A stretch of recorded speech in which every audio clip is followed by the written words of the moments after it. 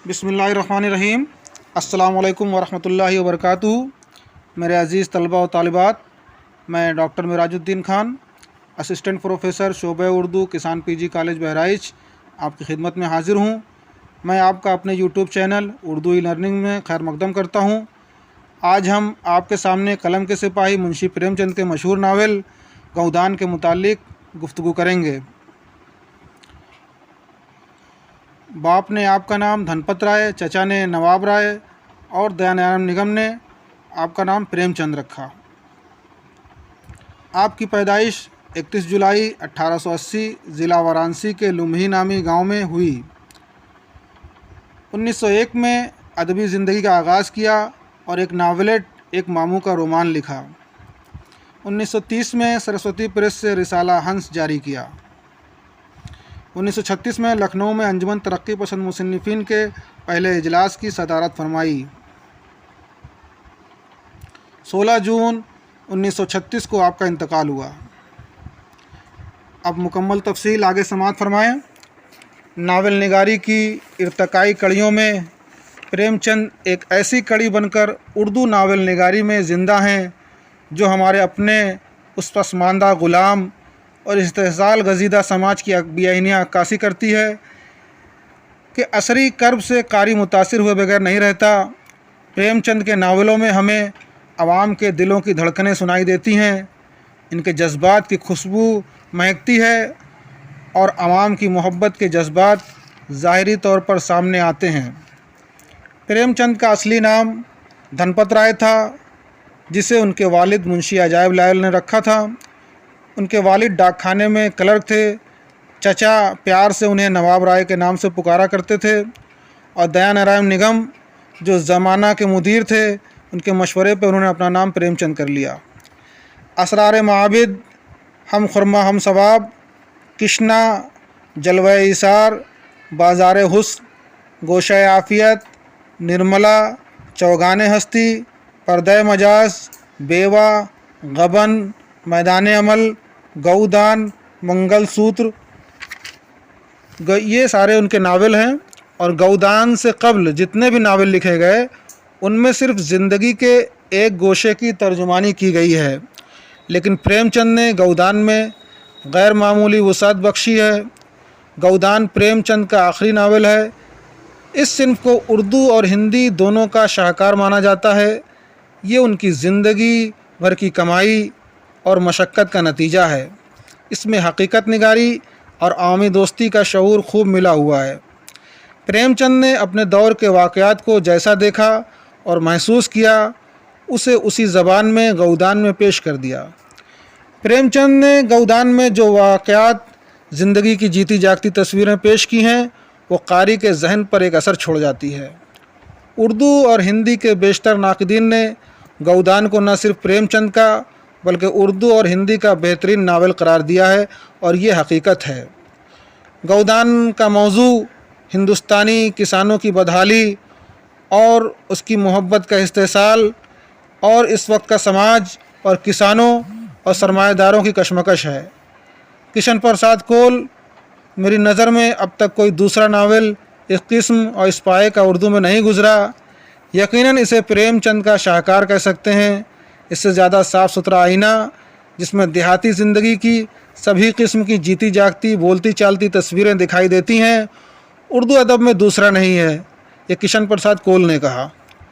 बहुत सारी फ़नी खूबियाँ जो उनकी पिछली तसानीफ़ में मिलती हैं, जो खामियाँ उसमें पाई जाती हैं, वो इस नावल में नज़र नहीं आती। इसमें उनकी हकीकत निगारी और सन्नाई कमाल पर है। फ़िक्र और शऊर के एतबार से भी वो आगे बढ़े हैं और असली ज़िंदगी के बारे में उनका ज़ाविया नज़र बदला है। प्रेमचंद का जहन वाज़े नहीं था, इनके अंदर एक कशमकश जारी थी। फिर भी इस नावल के मुतालिया से ये बात वाज़े हो जाती है कि उन्होंने अपने अहद की समाजी व सियासी ज़िंदगी की पेचीदगियों को समझने की कोशिश की थी। बकौल जवाहरलाल नेहरू, हुकूमत के जबर व तशद्दुद ने सारे हिंदुस्तान को सुन्न कर दिया था। गौदान के प्लाट, उसके किरदारों और उसके समाजी व सियासी मसाइल में प्रेमचंद के इस तर्ज़ फ़िक्र का मुताला किया जा सकता है। गौदान का प्लाट 590 सफ़हात पर मुश्तमिल है और शहर और देहात दोनों की ज़िंदगी के सोज़ो शर को अपने दामन में समेटे हुए हैं। प्रेमचंद नावल को 36 अबवाब में तकसीम किया करते हैं। गौदान का प्लाट मरबूत और मुकम्मल है, जो गांव और शहर की सरगुजश्त में मुनक़सिम है। इब्तदाई अबवाब में प्रेमचंद हमें नावल के ऐसे तमाम अहम किरदारों से मुतारिफ़ करा देते हैं जो अपने तबका या गिरोह की नुमाइंदगी करते हैं।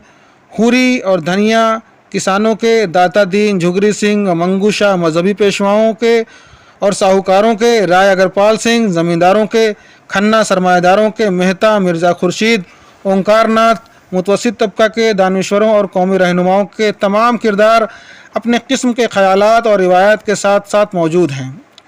किसान इस नावल का किरदार है। इसका मरकज़ी किरदार एक किसान हुरी है। हुरी इस हिंदुस्तान की अलामत है जो गुर्बत व इफलास में डूबा हुआ है, जिसे पेट भर रोटी नहीं मिल पाती, और जो बेलापुर के ज़मींदार राय अगरपाल का एक काश्तकार है। हुरी ज़मीन के लगान और कर्ज के बोझ तले इतना डूब गया है कि वो ज़मींदार की खुशनुदी हासिल करने के लिए उसकी जी हुजूरी में लगा रहता है, और ये उसकी फितरत सानिया बन चुकी है।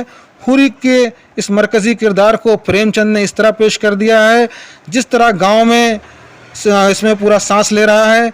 उसने इसमें तख़य्युल की रंग आमेज़ी भी नहीं की है। उसने गांव के हुरी को वैसा ही किसान बताया है जैसा कि किसान हमारे देहातों में होता है। हुरी हालत की कहरमानी और अपनी बेबसी को और बेहिसी को तकदीर समझकर झेलता है। उसका बेटा गौबर, जो नए हिंदुस्तान के नए तसव्वुरात और अफकार की गूंज सुनाई देती है उसके अंदर, गौबर इस मसले पर कभी कभी अपने बाप से लड़ पड़ता है और कहता है कि लुटेरों की इस बस्ती में आंखें खोल कर चलो। और इसमें जो किरदार हैं बहुत सारे, उसमें कुछ और मैं बता देता हूँ आपको।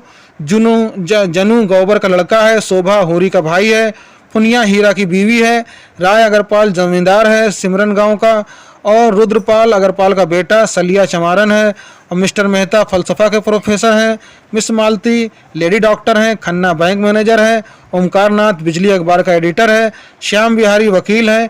दीगर किरदारों में मिर्ज़ा खुर्शीद, गोविंदी, झुगरी सिंह, मंगरू शाह, अनोखे राम, लाला पटेश्वरी, दुलारी, भवानी, आलादीन, कामता वगैरह है। नावल का मरकज़ी किरदार बेलारी गांव का किसान हुरी है। उसकी ज़िंदगी की रुदाद ही इस नावल की कहानी है। हुरी राय अगरपाल सिंह के गांव का अदना काश्तकार है। उसका कुंबा, उसकी बीवी धनिया, लड़के गौबर और 2 लड़कियों सोना और रूपा पर मुश्तमिल है। 3 बीघा ज़मीन की पैदावार।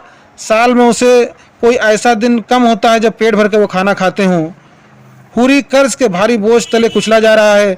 वो एक सीधा सादा और नेक और ईमानदार इंसान है, लेकिन अपनी गर्ज और ज़रूरत के लिए खुशामद और मकरो फ़रेब से भी दरेग नहीं करता।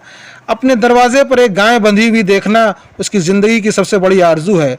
वो भोला आहिर की दूसरी शादी करा देने की लालच देकर उससे गाय हासिल कर लेता है, लेकिन उसका भाई हीरा उसी खुशबख्ती पर जल उठता है और माँ का मौका पाकर गाय को जहर दे देता है। हुरी की आरजू खुशी आरजी और ये आरजी खुशी साबित होती है। इस ज़माने में भोला आहिर की बेवा लड़की छनिया से गौबर का ताल्लुक़ हो जाता है और वो उसे अपने घर ले आता है, लेकिन जो है खौफ से हुरी के शहर भाग जाता है। अब हुरी कभी ना ख़त्म होने वाले मसाइब का सामना करने के लिए तनहा रह जाता है।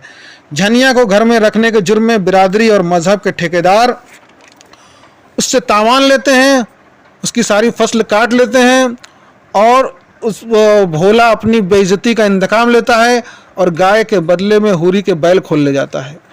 हुरी पैसे को मोहताज हो जाता है। उसके मुकाबले में उसका बेटा गौबर ज़माने के बदलते हुए हालात का शऊर रखने वाला एक होशियार मजदूर है। लुटेरों की इस बस्ती में आँख खोल के चलो, मैंने आपको बताया। वो कहता है सोना और रूपा जवान हो गई हैं और कर्ज लेकर वो सोना की शादी कर देता है, लेकिन रूपा के सामने पैसे का मामला आ जाता है तो उसकी बूढ़े राम सेवक से उसकी शादी कर देता है। अब आखिर में क्या होता है कि वो अपने कर्ज को अदा करने के लिए भूखे पेट गांव में मजदूरी करता है और उसको लू लग जाती है और वो ख़त्म हो जाता है। तो वो उस वक्त का मंजर आप देखिए। धनिया मशीन की तरह उठी और आज जो सुतली बेची थी वो उसको ले आई और उसको हुरी के हाथ पे रख दिया, ठंडे हाथ पर, और माता दिन से बोली महाराज घर पे ना गाय है, ना बछिया, ना पैसा, यही है और यही इनका गौदान है, और गश खाकर गिर पड़ी। प्रेमचंद ने नावल का इख्तिताम हकीकत निगारी पर किया है और इसके ताल्लुक़ से सरदार जाफरी तरक्की पसंद अदब में 125 सफ़े पर लिखते हैं कि प्रेमचंद बड़ी सच्ची और बेरहम हकीकत निगारी से काम लिया है और नावल को हूरी की मौत पर इस तरह ख़त्म किया कि एक सन्नाटा छा जाता है।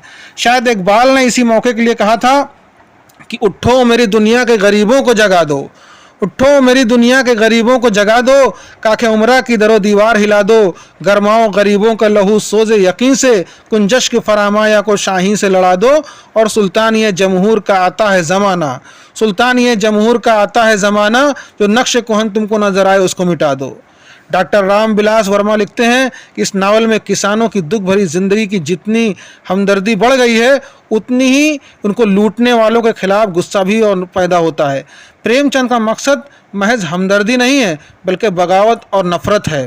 बकौल सरदार जाफरी, आने वाली नस्लें इस निज़ाम को कभी ना वापस आने देंगी। फ़न्नी एतबार से उर्दू के चंद मुमताज़ नावलों में इसका शुमार होता है, और मैं समझता हूँ कि मेरी ये गुफ्तगू इस नावल को समझने में आपको बहुत मदद साबित होगी। बहुत बहुत शुक्रिया।